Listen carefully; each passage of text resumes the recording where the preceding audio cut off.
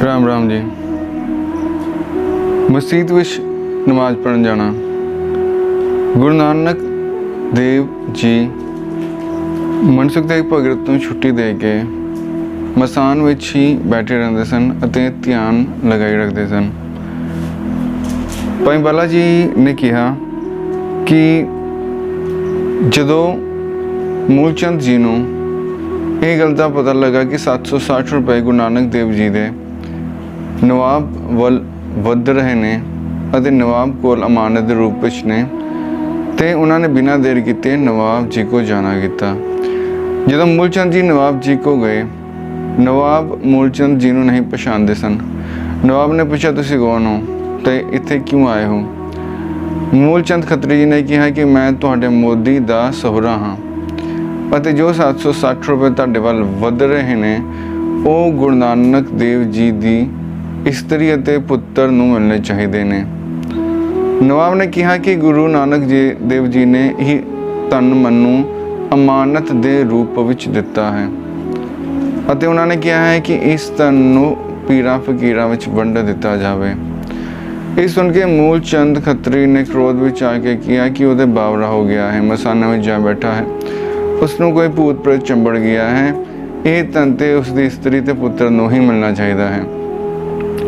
नवाब जी ने जो ये गल सुनी तो सोच विच पै गया कि इस धन का निपटारा किस तरह किया जाए।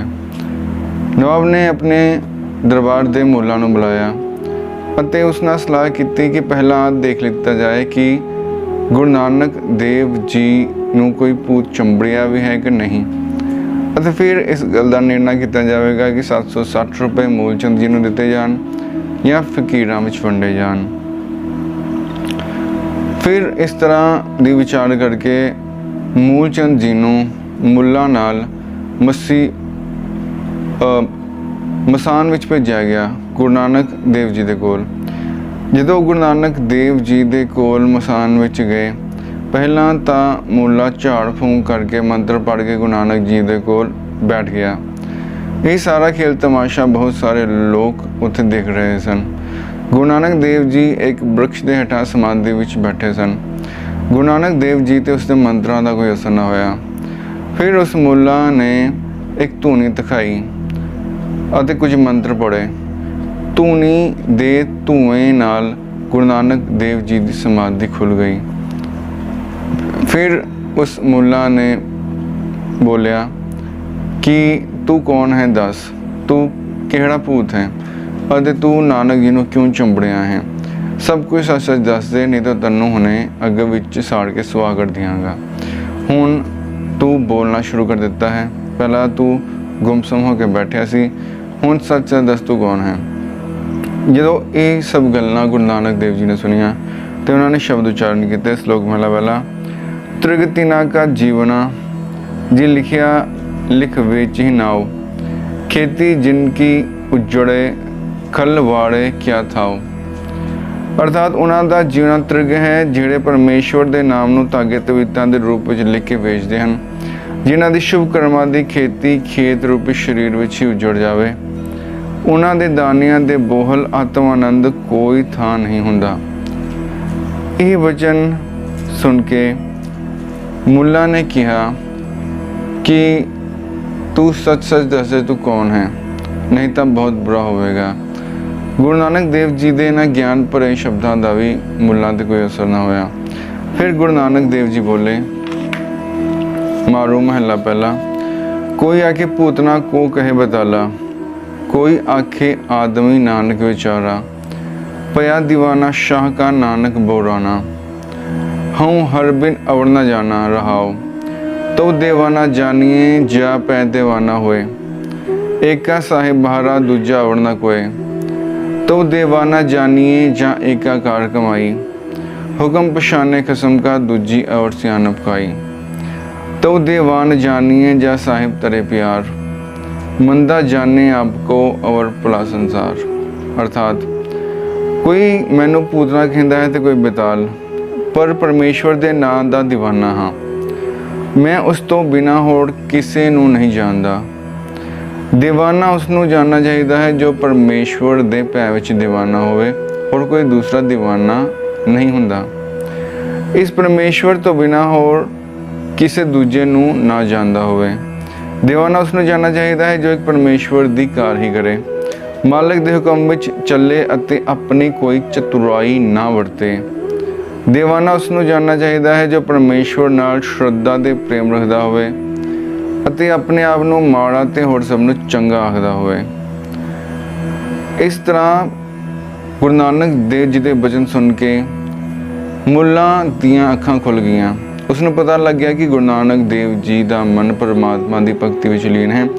गुरु नानक देव जी नूं किसी तरह का कोई भूत नहीं चिंबड़िया। उसने हथ जोड़ के गुरु नानक देव जी के चरणों 'च बेनती की कि नानक जी मैनूं क्षमा करो, मेरे अपराध क्षमा करो, मैं भूल विच तुहाडी बेदबी की है, तुहाडा अपमान किया है। मैनूं पता नहीं सी कि तुसीं तां साक्षात परमात्मा का रूप हो, पीरां दे पीर हो। गुरु नानक देव जी ने निम्रता भरे वचन सुन के मुल्लां वल कृपा दृष्टि नाल वेख्या अते मुल्लां दे मन दे जो भी विकार सन, जो भी भड़कना सी, उसनूं मिटा दिता अते मुल्लां नूं ज्ञान दिता। फिर मूलचंद खत्री ते मुल्लां दोनों ही नवाब कोल गए। नवाब कोल जाके मुल्लां ने गुरु नानक देव जी की बहुत सिफत की कि नवाब जी, गुरु नानक जी पीरां दे पीर हन, उन्हां नूं कुछ नहीं होया, उन्हां दी बुद्धि तां परमात्मा दे नाम नाल रंगी गई है। वो ज्ञानियां दे ज्ञानी हन, पूरी सृष्टि विच उन्हां तो वड्डा ज्ञानी नहीं है। कोई भूत ना बताला उन्हां नूं ना आखे, वो पीरां दे पीर परम फकीर ने। जदों इन्नी सिफत मुल्लां दे मुख चों नवाब जी ने सुनी तो फिर उन्होंने यह निश्चय किया कि गुरु नानक देव जी के दर्शन करके एक तो उन्हां नाल विचार वार्ता की जाए अते दूजी 760 रुपए किस तरह वंडे जान यह पुछ लिया जाए। जयराम जी ने भी इस गल हामी भरी। फिर गुरु नानक देव जी को बुलाने लई एक नौकर भेजा गया। पहली बार जो नौकर भेजिया तो गुरु नानक जी ना आए। फिर दूसरी बार नौकर ने बेनती की कि नवाब कह रहा है कि एक बार आके मैनूं दर्शन दे दो। जो दूसरी बार बेनती भरे शब्द सुने तो गुरु नानक देव जी नवाब कोल गए। नवाब ने पूछा, नानक जी पहली बार नौकर भेजा, तुसीं क्यों नहीं आए? गुरु नानक देव जी ने कहा कि नवाब साहब, पहला मैं तुहाडा नौकर सी, तुहाडा हुक्म मनदा सी, पर हुण मैं परमात्मा दा अकाल पुरख दा नौकर हाँ, हुण मैं उसके हुक्म विच रहिंदा हाँ, हुण मैनूं तुहाडा हुक्म मनण दी कोई ज़रूरत नहीं है। जो शब्द सुने तो नवाब नूं तो बहुत क्रोध चढ़िया, पर वह कुछ ना बोल सकिया। फिर उसने कहा कि गुरु नानक जी, तुसीं कित्ते कहंदे हो ना कोई हिंदू ना कोई मुसलमान, ते अज फिर शुक्रवार है, चलो मसीत विच जाके नमाज पढ़िए। जो ये शब्द सुने तो गुरु नानक देव जी ने कहा, चलो नवाब जी, जिथे तुसीं चलो लै चलो, चल पन्ने नमाज पढ़ लैने। नवाब ही सुन के बहुत खुश होया, क्योंकि नवाब चाहता सी गुरु नानक देव जी नमाज पढ़न, तो नमाज पढ़न तो बाद मैं कहूँ नमाज तो पढ़ ही ली है, हुण मुसलमान भी बन जाओ। जे गुरु नानक जी मुसलमान बन गए तो उन्होंने उपर श्रद्धा धारण वाले बहुत सारे लोग मुसलमान बन जाएंगे। पर यही गल जो जयराम जी को पता लगी तो बहुत घबराए अते नीवी पा के घर नूं तुर पे। जो जयराम जी घर में चिंतातुर होकर बैठे, नानक जी ने पूछा कि तुहाडी चिंता का कारण की है। फिर जयराम जी ने सारी गल नानकी जी को दसी। जो सारी गल का पता नानकी जी को लगा तो नानकी जी ने कहा कि तुसी किसी भी तरह की चिंता ना करो।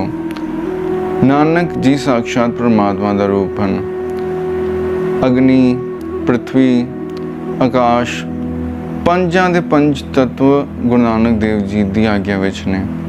गुरु नानक देव जी को कोई भी भरमा नहीं सकता।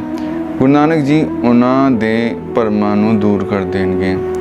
फिर भी जे तुहानूं कोई शुबा है, कोई शक है, तो ब्राह्मण पुरोहित जी नूं भेज के ते मसीत दा हाल जान लो। जो इस तरह के वचन नानक जी ने कहे, जयराम जी ने नीते ब्राह्मण जी नूं सद्दिया अते कहा, तुसीं हुणे मसीत जाओ तो जो भी उस मसीत का हाल है मैनूं दसो। निदा ब्राह्मण जी मसीत गए अते किनारे जाके खड़े हो गए। बहुत सारे हिंदू मुसलमान मसीत विच कौतक देखण आए। जो मसीत विच काफ़ी इकट्ठ हो गया तो नवाब साहब, गुरु नानक जी अते काजी तीनों ही हाथ पैर धो के ते ਪੱਛਮ ਵੱਲ ਮੂੰਹ ਕਰਕੇ ਬੈਠ ਗਏ। ਜਦੋਂ ਨਵਾਬ ਅਤੇ ਕਾਜੀ ਨਮਾਜ਼ ਅਦਾ ਕਰਨ ਲੱਗੇ, ਗੁਰੂ ਨਾਨਕ ਜੀ ਚੁੱਪਚਾਪ ਖੜੋਤੇ ਰਹੇ। ਜਦੋਂ ਨਮਾਜ਼ ਅਦਾ ਕਰ ਦਿੱਤੀ ਨਵਾਬ ਅਤੇ ਕਾਜੀ ਨੇ, ਨਵਾਬ ਨੇ ਕਿਹਾ, ਤੁਸੀਂ ਤਾਂ ਕਹਿੰਦੇ ਸੀ ਨਾ ਕੋਈ ਹਿੰਦੂ ਨਾ ਕੋਈ ਮੁਸਲਮਾਨ, ਤੁਸੀਂ ਕਹਿੰਦੇ ਸੀ ਮੇਰੇ ਨਾਲ ਨਮਾਜ਼ ਪੜ੍ਹੋਗੇ, ਤੁਸੀਂ ਨਮਾਜ਼ ਕਿਉਂ ਨਹੀਂ ਪੜ੍ਹੀ? ਗੁਰੂ ਨਾਨਕ ਜੀ ਨੇ ਕਿਹਾ ਕਿ ਨਵਾਬ ਸਾਹਿਬ, ਮੈਂ ਕਿਹਾ ਸੀ ਤੁਹਾਡੇ ਨਾਲ ਨਮਾਜ਼ ਪੜਾਂਗਾ, ਪਰ ਤੁਸੀਂ ਤਾਂ ਕੰਧਾਰ ਵਿੱਚ ਘੋੜੇ ਖਰੀਦ ਰਹੇ ਸੀ ਤੇ ਮੈਂ ਨਮਾਜ਼ ਕਿਸ ਨਾਲ ਪੜ੍ਹਦਾ? ਜਦੋਂ ਇਹ ਗੱਲ ਸੁਣੀ ਤਾਂ ਕਾਜੀ ਨੇ ਕਿਹਾ ਕਿ ਨਾਨਕ ਜੀ ਕਿਉਂ ਝੂਠ ਬੋਲ ਰਹੇ ਹੋ? ਨਵਾਬ ਸਾਹਿਬ ਤਾਂ ਇੱਥੇ ਬੈਠ ਕੇ ਮੇਰੇ ਨਾਲ ਨਮਾਜ਼ ਪੜ੍ਹ ਰਹੇ ਸੀ। ਫਿਰ ਨਵਾਬ ਨੇ ਕਾਜੀ ਨੂੰ ਕਿਹਾ, ਨਹੀਂ ਕਾਜੀ ਸਾਹਿਬ, ਨਾਨਕ ਜੀ ਸੱਚ ਬੋਲ ਰਹੇ ਨੇ। ਮੇਰਾ ਮਨ ਉਸ ਸਮੇਂ ਕੰਧਾਰ ਜਾ ਕੇ ਘੋੜੇ ਹੀ ਖਰੀਦ ਰਿਹਾ ਸੀ, ਕਿਉਂਕਿ ਮੈਂ ਆਪਣੇ ਕੁਝ ਬੰਦੇ ਕੰਧਾਰ ਵਿੱਚ ਘੋੜੇ ਲੈਣ ਲਈ ਭੇਜੇ ਸਨ। ਉਸ ਸਮੇਂ ਕੰਧਾਰ ਵਿੱਚ ਇੱਕ ਬਹੁਤ ਵੱਡੀ ਘੋੜਿਆਂ ਦੀ ਮੰਡੀ ਲੱਗਦੀ ਸੀ। ਦੁਨੀਆ ਭਰ ਤੋਂ ਲੋਕ ਚੰਗੀ ਨਸਲ ਦੇ ਘੋੜੇ ਖਰੀਦਣ ਉੱਤੇ ਜਾਂਦੇ ਸੀ। ਨਵਾਬ ਸਾਹਿਬ ਦਾ ਮਨ ਉੱਥੇ ਘੋੜੇ ਖਰੀਦ ਰਿਹਾ ਸੀ। ਗੁਰੂ ਨਾਨਕ ਜੀ ਨੇ ਕਿਹਾ ਕਿ ਤੁਹਾਡੇ ਮਨ ਨੇ ਨਮਾਜ਼ ਪੜ੍ਹਨੀ ਸੀ, ਤਨ ਨੇ ਨਹੀਂ, ਅਤੇ ਜਦੋਂ ਮਨ ਹੀ ਤੁਹਾਡਾ ਘੋੜੇ ਖਰੀਦ ਰਿਹਾ ਹੈ, ਮੈਂ ਨਮਾਜ਼ ਕਿਸ ਦੇ ਨਾਲ ਪੜ੍ਹਦਾ? ਕਾਜ਼ੀ ਨੇ ਕਿਹਾ ਕਿ ਠੀਕ ਹੈ, ਇਹਨਾਂ ਦਾ ਮਨ ਘੋੜੇ ਖਰੀਦ ਰਿਹਾ ਸੀ, ਮੇਰਾ ਤਾਂ ਮਨ ਨਮਾਜ਼ ਅਦਾ ਕਰ ਰਿਹਾ ਸੀ, ਮੇਰੇ ਨਾਲ ਨਮਾਜ਼ ਪੜ੍ਹ ਲੈਂਦੇ। ਕਾਜ਼ੀ ਦੀ ਗੱਲ ਸੁਣ ਕੇ ਨਾਨਕ ਜੀ ਨੇ ਕਿਹਾ, ਕਾਜ਼ੀ ਸਾਹਿਬ, ਤੁਹਾਡੀ ਘੋੜੀ ਨੇ ਜੋ ਬਛੜਾ ਦਿੱਤਾ ਹੈ ਉਹ ਕਿਤੇ ਘਰ ਦੇ ਟੋਏ 'ਚ ਨਾ ਪੈ ਜਾਵੇ। ਤੁਹਾਨੂੰ ਤਾਂ ਇਹ ਚਿੰਤਾ ਲੱਗੀ ਹੋਈ ਸੀ, ਤੁਹਾਡਾ ਮਨ ਤੇ ਉਸ ਬਛੜੇ ਨਾਲ ਸੀ, ਤੁਸੀਂ ਨਮਾਜ਼ ਕਿੱਥੇ ਪੜ੍ਹ ਰਹੇ ਸੀ? ਜਦੋਂ ਇਹ ਵਚਨ ਸੁਣੇ ਤਾਂ ਨਵਾਬ ਹੱਸ ਪਿਆ। ਨਵਾਬ ਨੇ ਕਾਜੀ ਸਾਹਿਬ ਨੂੰ ਪੁੱਛਿਆ, ਹਾਂਜੀ ਕਾਜੀ ਸਾਹਿਬ, ਤੁਹਾਡਾ ਮਨ ਘੋੜੇ ਦੇ ਬਛੜੇ ਨਾਲ ਜੁੜਿਆ ਸੀ? ਕਾਜ਼ੀ ਨੇ ਕਿਹਾ, ਹਾਂ ਨਾਨਕ ਜੀ ਬਿਲਕੁਲ ਸੱਚ ਬੋਲ ਰਹੇ ਨੇ। ਜਦੋਂ ਇਹ ਬਚਨ ਸਾਰੇ ਹਿੰਦੂ ਮੁਸਲਮਾਨਾਂ ਨੇ ਸੁਣੇ ਤਾਂ ਹਿੰਦੂਆਂ ਦੇ ਮਨ ਵਿੱਚ ਬਹੁਤ ਸਕੂਨ ਪੁੱਜਿਆ, ਕਿਉਂਕਿ ਜੋ ਗੁਰੂ ਨਾਨਕ ਦੇਵ ਜੀ ਨੂੰ ਮੰਨਦੇ ਸਨ ਉਹ ਨਹੀਂ ਸੀ ਚਾਹੁੰਦੇ ਕਿ ਗੁਰੂ ਨਾਨਕ ਜੀ ਆਪਣਾ ਧਰਮ ਬਦਲ ਕੇ ਹਿੰਦੂ ਤੋਂ ਮੁਸਲਮਾਨ ਬਣ ਜਾਣ। ਜਦੋਂ ਇਹ ਸਾਰੇ ਬਚਨ ਸੁਣੇ ਤੇ ਮੁਸਲਮਾਨਾਂ ਦੇ ਮਨ ਵਿੱਚ ਵੀ ਗੁਰੂ ਨਾਨਕ ਜੀ ਦੇ ਚਰਨਾਂ 'ਚ ਬਹੁਤ ਸ਼ਰਧਾ ਪੈਦਾ ਹੋਈ। ਨਵਾਬ ਨੇ ਅਤੇ ਕਾਜ਼ੀ ਨੇ ਦੋਵਾਂ ਨੇ ਗੁਰੂ ਨਾਨਕ ਦੇਵ ਜੀ ਦੇ ਚਰਨਾਂ 'ਚ ਪ੍ਰਣਾਮ ਕੀਤਾ, ਉਹਨਾਂ ਕੋਲ ਖਿਮਾ ਮੰਗੀ ਅਤੇ ਆਪਣੇ ਗੁਨਾਹ ਬਖਸ਼ਾਏ। ਗੁਰੂ ਨਾਨਕ ਦੇਵ ਜੀ ਨੇ ਦੋਵਾਂ ਨੂੰ ਹੀ क्षमा कर ਦਿੱਤਾ। ਨਵਾਬ ਨੇ ਕਿਹਾ ਕਿ ਗੁਰੂ ਨਾਨਕ ਜੀ, ਅਹਮ ਮਨ ਹਮੇਸ਼ਾ ਬੁਰੇ ਪਾਸੇ ਹੀ ਜਾਂਦਾ ਹੈ, ਪਰਮਾਤਮਾ ਦਾ ਨਾਮ ਨਹੀਂ ਜਪਦਾ। ਕਿਰਪਾ ਕਰਕੇ ਇਹੋ ਜਿਹਾ ਉਪਦੇਸ਼ ਦਿਓ ਕਿ ਮਨ ਪਰਮਾਤਮਾ ਦੇ ਨਾਮ ਵਿੱਚ ਟਿਕ ਜਾਏ।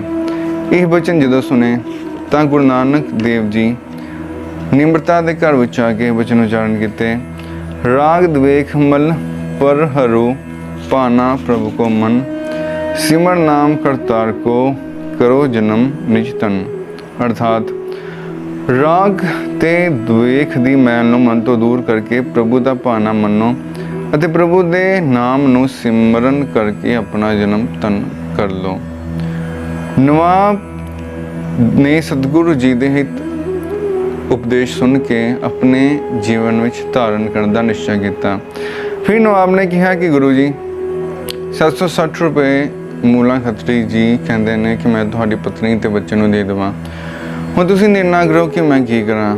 ਨਾਨਕ ਜੀ ਨੇ ਕਿਹਾ, ਮੈਂ ਤਾਂ ਨਿਰਣਾ ਸੁਣਾ ਚੁੱਕਿਆ ਹਾਂ ਕਿ ਫਕੀਰਾਂ ਨੂੰ ਵੰਡ ਦਿਓ, ਬਾਕੀ ਜਿਵੇਂ ਤੁਹਾਡਾ ਮਨ ਕਰਦਾ ਹੈ ਕਰੋ, ਅਸੀਂ ਕੁਝ ਨਹੀਂ ਕਹਾਂਗੇ। ਨਵਾਬ ਨੇ ਕਿਹਾ ਕਿ ਮੈਂ ਸੋਚ ਰਿਹਾ ਹਾਂ ਕਿ ਅੱਧੇ ਪੈਸੇ ਫਕੀਰਾਂ ਨੂੰ ਵੰਡ ਦਿੱਤੇ ਜਾਣ ਤੇ ਅੱਧੇ ਪੈਸੇ ਤੁਹਾਡੀ ਪਤਨੀ ਤੇ ਬੱਚੇ ਨੂੰ ਦੇ ਦਿੱਤੇ ਜਾਣ। ਜਦੋਂ ਇਹ ਗੱਲ ਸੁਣੀ ਗੁਰੂ ਨਾਨਕ ਦੇਵ ਜੀ ਨੇ ਕਿਹਾ, ਜਿੱਦਾਂ ਤੁਹਾਨੂੰ ਸਹੀ ਲੱਗਦਾ ਹੈ ਕਰੋ, ਸਾਨੂੰ ਕੋਈ ਫਰਕ ਨਹੀਂ ਪੈਂਦਾ। ਫਿਰ ਨਵਾਬ ਜੀ ਨੇ ਹੀ ਕੀਤਾ, ਅੱਧੇ ਪੈਸੇ ਫਕੀਰਾਂ ਨੂੰ ਦਾਨ ਦੇ ਦਿੱਤੇ ਅਤੇ ਅੱਧੇ ਪੈਸੇ ਮੂਲਚੰਦ ਜੀ ਨੂੰ ਦੇ ਦਿੱਤੇ। ਫਿਰ ਗੁਰੂ ਨਾਨਕ ਜੀ ਨਾਨਕੀ ਜੀ ਦੇ ਘਰ ਵੱਲ ਤੁਰ ਪਏ। ਨੀਤਾ ਬ੍ਰਾਹਮਣ ਜੀ ਬੜੀ ਖੁਸ਼ੀ ਨਾਨਕੀ ਜੀ ਦੇ ਘਰ ਗਏ। ਜੈ ਰਾਮ ਜੀ ਨੂੰ ਤੇ ਨਾਨਕੀ ਜੀ ਨੂੰ ਸਾਰੀ ਗੱਲ ਦੱਸੀ। ਜਦੋਂ ਸਾਰੀ ਗੱਲ ਦਾ ਪਤਾ ਲੱਗਾ, ਜੈ ਰਾਮ ਜੀ ਬਹੁਤ ਪ੍ਰਸੰਨ ਹੋਏ। ਨਾਨਕੀ ਜੀ ਨੇ ਪੁੱਛਿਆ ਕਿ ਮੇਰਾ ਵੀਰ ਕਿੱਥੇ ਹੈ? ਨੀਤੇ ਬ੍ਰਾਹਮਣ ਨੇ ਕਿਹਾ, ਤੁਹਾਡਾ ਵੀਰ ਤੁਹਾਡੇ ਘਰ ਵੱਲ ਹੀ ਆ ਰਿਹਾ ਹੈ। ਇਹ ਸੁਣ ਕੇ ਜੈ ਰਾਮ ਜੀ ਤੇ ਨਾਨਕੀ ਜੀ ਬਹੁਤ ਖੁਸ਼ ਹੋਏ। ਇਵੇਂ ਲੱਗਿਆ ਜਿਵੇਂ ਸੱਪ ਨੂੰ ਜੋ ਮਣੀ ਕਈ ਸਾਲਾਂ ਤੋਂ ਵਿਛੜੀ ਹੋਈ ਸੀ ਉਹ ਮਿਲ ਗਈ ਹੋਏ। ਜਦੋਂ ਗੁਰੂ ਨਾਨਕ ਦੇਵ ਜੀ ਨੂੰ ਦੇਖਿਆ ਤੇ ਜੈ ਰਾਮ ਜੀ ਅਤੇ ਨਾਨਕੀ ਜੀ ਨੇ ਉਹਨਾਂ ਨੂੰ ਪ੍ਰਣਾਮ ਕੀਤਾ। ਨਾਨਕ ਜੀ ਨੂੰ ਵੇਖ ਕੇ ਚੰਗੇ ਆਸਣ 'ਚ ਬਿਠਾਇਆ ਅਤੇ ਜੈ ਰਾਮ ਜੀ ਨੇ ਤੇ ਨਾਨਕੀ ਜੀ ਨੇ ਪੁੱਛਿਆ ਕਿ ਮਸੀਤ ਵਿੱਚ ਕੀ ਵਾਰਤਾ ਹੋਈ ਹੈ, ਦੱਸੋ। ਨਾਨਕ ਜੀ ਨੇ ਕਿਹਾ ਕਿ ਜੋ ਬੀਤ ਚੁੱਕਿਆ ਹੈ ਉਸ ਦੇ ਬਾਰੇ ਗੱਲ ਕਰਨ ਦਾ ਕੀ ਫਾਇਦਾ, ਬਾਕੀ ਜੋ ਕੁਝ ਹੋਇਆ ਹੈ ਤੁਹਾਨੂੰ ਪਤਾ ਲੱਗ ਹੀ ਗਿਆ ਹੋਵੇਗਾ। ਜੈ ਰਾਮ ਜੀ ਨੇ ਕਿਹਾ, ਨਹੀਂ ਫਿਰ ਵੀ ਤੁਸੀਂ ਦੱਸੋ, ਜੇ ਕੋਈ ਸਾਡੇ ਕੋਲ ਪੁੱਛੇਗਾ ਹੀ ਕੀ ਦੱਸਾਂਗੇ। ਫਿਰ ਨਾਨਕ ਜੀ ਨੇ ਸਾਰੀ ਗੱਲ ਦੱਸੀ ਅਤੇ ਆ ਵੀ ਦੱਸਿਆ ਕਿ ਸਾਰੇ ਲੋਕ ਨਵਾਬ ਉੱਤੇ ਤੇ ਕਾਜੀ ਉੱਤੇ ਹੱਸਦੇ ਸੀ। ਇਹ ਸਾਰੀਆਂ ਗੱਲਾਂ ਸੁਣ ਕੇ ਜੈ ਰਾਮ ਜੀ ਬਹੁਤ ਪ੍ਰਸੰਨ ਹੋਏ ਕਿ ਨਾਨਕ ਜੀ ਮੁਸਲਮਾਨ ਨਹੀਂ ਬਣੇ। ਫਿਰ ਇਹ ਸਾਰੀਆਂ ਗੱਲਾਂ ਸੁਣ ਕੇ ਨਾਨਕ ਜੀ ਨੇ ਜਾਣ ਦਾ ਨਿਸ਼ਚੈ ਕੀਤਾ, ਪਰ ਨਾਨਕੀ ਜੀ ਨੇ ਕਿਹਾ, ਨਹੀਂ ਤੁਸੀਂ ਪ੍ਰਸ਼ਾਦੇ ਛਕ ਕੇ ਜਾਣਾ ਹੈ। ਫਿਰ ਜੈ ਰਾਮ ਜੀ ਨੇ ਬਹੁਤ ਵਾਰ ਕਹਿ ਕੇ ਨਾਨਕ ਜੀ ਨੂੰ ਮਨਾ ਲਿਆ। ਨਾਨਕ ਜੀ ਨੇ ਬਾਲਾ ਜੀ ਨੂੰ ਮਨਾ ਲਿਆ।